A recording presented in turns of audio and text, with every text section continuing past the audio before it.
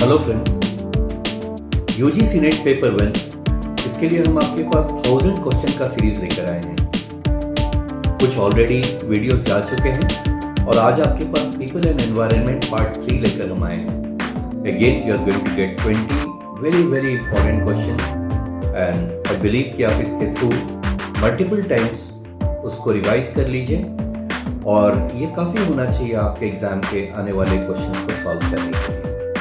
तो हम देखते हैं आज हमारा पहला पॉइंट क्या है, पहला क्वेश्चन क्या है। क्वेश्चन ये है कि today the world's number 1 problem is, दुनिया का आज सबसे बड़ा प्रॉब्लम क्या है। ये आपके पास 4 ऑप्शन है। क्या ये पॉल्यूशन है, या फिर पॉपुलेशन एक्सप्लोजन है, न्यूक्लियर प्रोलिफरेशन है, या फिर नेचुरल कैलामिटीज है। क्या है सबसे बड़ा प्रॉब्लम इन चारों में? And the right answer is B, that is population explosion. ये सबसे बड़ा प्रॉब्लम है। बड़ा पॉपुलेशन तो बड़ा खाद्यान्न चाहिए, फूड ग्रेन्स बहुत चाहिए, जॉब्स बहुत चाहिए, हॉस्पिटल्स बहुत चाहिए और कई और चीज़ों की बहुत ज़रूरत पड़ेगी। ये बहुत बड़ा एक मेनास है, बहुत बड़ा ये प्रॉब्लम है। इस पर कंट्रोल करना बेहद ज़रूरी है। दूसरा क्वेश्चन आपके पास है, विच of the following is the problem not associated with population growth. इसमें से कौन सा पॉपुलेशन ग्रोथ से रिलेटेड नहीं है? ना पहला ऑप्शन है इंक्रीज रिसोर्स कंजम्पशन, बिल्कुल है, ये पॉपुलेशन ग्रोथ से ही रिलेटेड है। रिसोर्स के कंजम्पशन बढ़ जाएंगे, ज़्यादा पॉपुलेशन ज़्यादा कारें होंगी, ज़्यादा पेट्रोल का कंजम्पशन होगा, ज़्यादा फूड ग्रेन का कंजम्पशन होगा। तो पहला तो बिल्कुल सही है, होगा वो।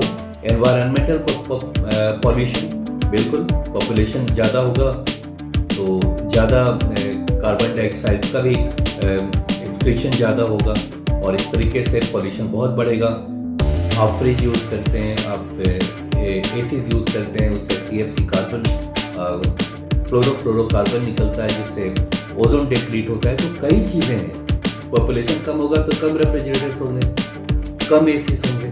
जब ये कम होंगे तो ओजोन डिप्लीशन नहीं होगा। कई और चीज़ें, मैंने तो एक पॉइंट कहा यहाँ पे, फूड एंड एनर्जी स्टोरेज। जी हाँ, इस पर भी बहुत बड़ा फर्क पड़ता है। यानी विच of the following is a problem not associated with population growth. तो ये 3 के 3 ऊपर के जो है ये सब सीधे पॉपुलेशन ग्रोथ से रिलेटेड है। इसलिए answer will be none of these, that is D. Next point आता है, Indian government target of producing power from rooftop solar panels by the year 2022। यानी अगले साल तक ही इंडियन गवर्नमेंट का टारगेट क्या है कि सोलर पैनल्स जो रूफटॉप पे लगा के उससे किस टारगेट को ये लोग अचीव करना चाहेंगे। ऑप्शन है आपके 50 गीगावाट, 25 गीगावाट, 15 गीगावाट या 40 गीगावाट। यहाँ आप अगर लिस्ट देखें, और ये लिस्ट को कई बार पढ़ लीजिएगा क्योंकि मैंने यहाँ एक पॉइंट दिया, अगले हफ्ते एग्जाम में कुछ और आएगा, राइट। ये सारे के सारे आप रख लें और यहाँ पर आप देखिए, यहाँ पे रूफटॉप सोलर पैनल से जो टारगेट अचीव करना है वो है 40 gigawatt, right, and overall 175 gigawatt तो यहाँ दिया हुआ है। तो राइट आंसर इज डी। और अब आता है हमारा 4th question, one of the critical mechanism by which the environment control population of species is spread of disease, removal of excreta, check of death rate या सप्लाई ऑफ फूड। मैं फिर से question पढ़ता हूँ, one of the critical mechanism by which the environment control population species. Environment कैसे control करता है population of species, right. So answer option is supply of food. जी हाँ, फूड सप्लाई कम होगा तो पूरे हर स्पीसी को उसका फर्क पड़ेगा, पूरा फूड चेन गड़बड़ होता है, राइट। 5th क्वेश्चन यहाँ पे, the number of babies produced पर 1000 इंडिविजुअल इज कॉल्ड। ये अच्छा क्वेश्चन है, नया जैसा क्वेश्चन है, बिल्कुल अलग है। The number of babies produced per 1000 individuals is called natality या mortality, immigration या फिर emigration. And the right answer is A, that is natality. Now the zero population growth due to equal birth and equal death rate is called. जब birth rate भी बराबर हो, death rate भी बराबर हो, इस सिचुएशन को क्या कहते हैं? Natural increase, demographic transition, fertility rate, replacement level, and the answer is B, demographic transition. demographic transition. Right? Now 7, the average life expectancy around the world is currently. अभी जो लाइफ एक्सपेक्टेंसी है वो decrease कर रहा है या increase कर रहा है, नॉट चेंजिंग है, जैसा है वैसा ही है, या फिर इसका दूसरा टर्म भी आप फोर्थ ऑप्शन में भी वही है, दैट इज स्टेबलाइजिंग, यानी सेटल कर रहा है। तो आपको ये सोचिए इस पे कि एवरेज लाइफ एक्सपेक्टेंसी ये डिक्रीज कर रहा है, इंक्रीज कर रहा है या वैसा ही है। And the right answer is B, it is increase. जी हाँ, हमारा हॉस्पिटल मैनेजमेंट या मेडिकल साइंस इतना एडवांस हो चुका है कि हमारा डेथ रेट कम हो रहा है, और इसलिए जो लाइफ एक्सपेक्टेंसी जो परसेंटेज है वो इंक्रीज कर रहा है। Right? Now the 8th question, short term properties of atmosphere at a given place and time is referred as. एक थोड़ी दूरी तक जो शॉर्ट टर्म प्रॉपर्टीज होता है एटमॉस्फेयर का at a given place and time is referred as, इसको क्या कहते हैं? क्या क्लाइमेट कहते हैं, या वेदर कहते हैं, सीजन कहते हैं, या माइक्रो क्लाइमेट कहते हैं? राइट? थोड़े समय के लिए और थोड़े से जगह पे जो वेदर का जो चेंज होता है, जो क्लाइमेट चेंज होता है, या मुझे जो है, ये 4 ऑप्शन में क्या होगा right answer? Answer will B D. उसे वेदर कहते हैं थोड़े समय के लिए, जैसे थोड़ी सी बारिश हो गई एक दिन में, या थोड़ी आंधी चल गई। लेकिन जब आप कहते हो सीजन, तो उसका मतलब होता है जैसे समर सीजन हो गया, विंटर सीजन हो गया, 3 months 4 months के span. Next is 9th point, global atmospheric temperature are likely to be increased due to. तो global atmospheric temperature are likely to be increased, बढ़ेगा क्यों? ऑप्शन है आपके पास, burning of fossil fuel, water pollution, soil erosion, none of the above. ये नहीं, एकदम obvious है इसका आंसर होगा burning of fossil fuel, petrol, diesel, coal, ये सब को जलाने से होता है। 10th क्वेश्चन है, global warming could affect. Global warming से क्या इफेक्ट हो सकता है? क्लाइमेट बिल्कुल होगा, फूड प्रोडक्शन ये भी होगा, मेल्टिंग ऑफ ग्लेशियर बिल्कुल, ग्लोबल वार्मिंग से ग्लेशियर पे ग्लेशियर्स जो है वो मेल्ट होंगे, और जिससे सी लेवल ऊपर होगा। ग्लोबल वार्मिंग से पूरी दुनिया में गर्मी बढ़ने से कई तरह के उसके रिपरकशंस होते हैं। So the answer will be all of the above. पूरे 3 के 3 ऊपर के जो दिए हुए हैं वो सारे ऑप्शंस राइट हैं। नाउ आपका 11th क्वेश्चन आता है, विच of the following is not a solution of global warming. इसमें से कौन सा सॉल्यूशन नहीं है? राइट? यानी बाकी है रिड्यूसिंग फॉसाइल फ्यूल कंजम्पशन। यस, अगर आप पेट्रोल, डीजल, कोल इसका कंजम्पशन अगर कम करेंगे तो ग्लोबल वार्मिंग कम होगा, क्योंकि दुनिया में कार्बन डाइऑक्साइड का मात्रा कम होगा, इसलिए जो इसे ग्रीन हाउस इफेक्ट कहते हैं वो नहीं होगा, यानी कि टेम्परेचर जो है वो नहीं बढ़ेगा अगर आप रिड्यूस करेंगे फॉसाइल फ्यूल कंजम्पशन को। Second point, planting more trees, ये भी सही है, ज्यादा ट्रीज प्लांट करेंगे तो इससे भी मात्रा ऑक्सीजन की बढ़ेगी, कार्बन डाइऑक्साइड की कम होगी। डिफॉरेस्टेशन ये राइट आंसर है। So which of the following is not a solution to the global warming? So deforestation is not a solution to the global warming. So C option है इसका। Now 12th है, green house effect is related to, किस चीज से related है green house effect? Green trees in house बिल्कुल नहीं, global warming बिल्कुल इसी से है, ग्रीन हाउस इफेक्ट इसी से है, ग्लोबल वार्मिंग से टेम्परेचर बढ़ रहा है, and that's the answer. So answer B will go for this question. 13th question, world population day.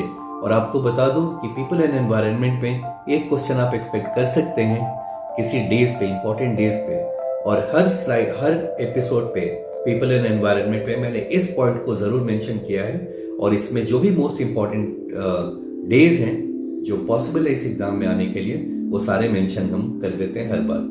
तो वर्ल्ड पॉपुलेशन डे क्या 21 जून है? नहीं, ये वर्ल्ड योगा डे है। 22 मार्च वर्ल्ड वाटर डे होता है। 7 April it is World Health Day. तो चौथा ही ऑप्शन बचता है 11 July is a World population Day. इस दिन 6 बिलियन बेबी पैदा हुआ था, वैसे अब तो 7 से भी ऊपर हो गया है world population. So right answer is D, right. यहाँ सारे लिस्ट दिए हुए हैं, इसको कई बार आप देख लीजिएगा, चांसेस है कि यहां से ये मोस्ट इंपॉर्टेंट है। नेक्स्ट है, विच of the following is not a green house gas, इसमें से कौन सा ग्रीन हाउस गैस नहीं है? Oxygen, carbon dioxide, chlorofluorocarbon, methane, ये नीचे के तीनों हैं जो ग्रीन हाउस गैस कहलाते हैं और इससे ग्लोबल वार्मिंग होता है। ऑक्सीजन नहीं है, right. So the right answer will B A. So which of the following is not a greenhouse gas? Answer will be A out of the given options here. Next is, which important greenhouse gas other than methane is being provided from the agricultural fields? Right? So answer here will be, यहाँ दो option एक ही दिया हुआ है वो answer है नहीं। Answer is nitrous oxide, option B is the answer. 16th question, which of the following gases contributes maximum to the greenhouse effect on earth? सबसे ज्यादा इसमें कौन सा इफेक्ट डालता है ग्रीन हाउस के लिए? And the answer is A, that is carbon dioxide. जी हाँ, कार्बन डाइऑक्साइड जितना ज्यादा होगा एटमॉस्फेयर में, सन रेज जो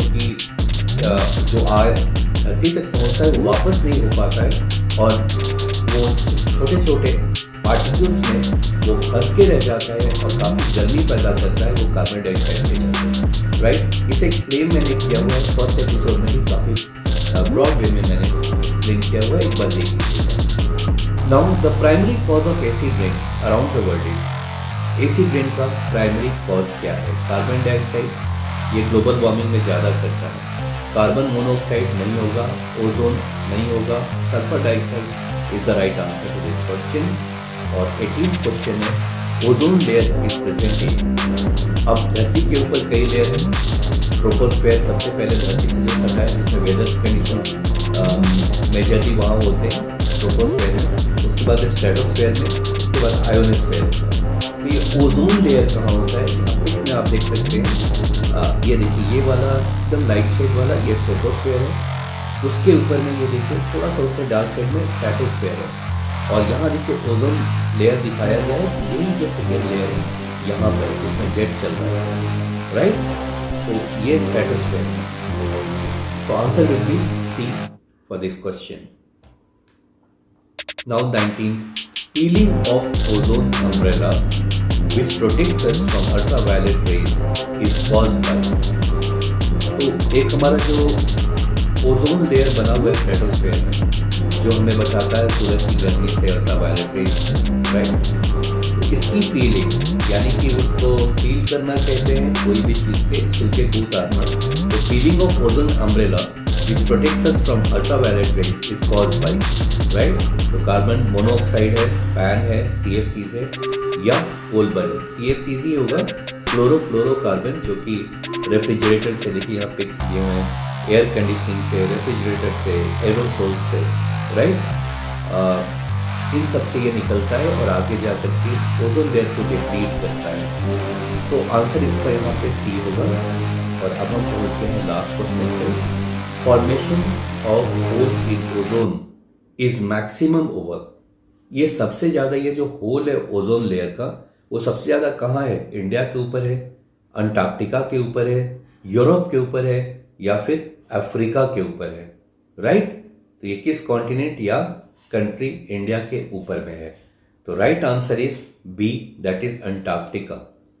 सो Arctic circle, Antarctic circle south pole के पास आप देख रहे हैं, तो ये अंटार्कटिका के ऊपर सबसे ज्यादा बड़ा है, right students. So thank you so much for watching this. 20 more questions is about to come। Subscribe कर लीजिए, बेल बटन आइकन को दबा दें तो ताकि आपको जैसे ही ये हमारा वीडियो अपलोड हो, आपको सबसे पहले इसकी खबर लगे, राइट। Thank you so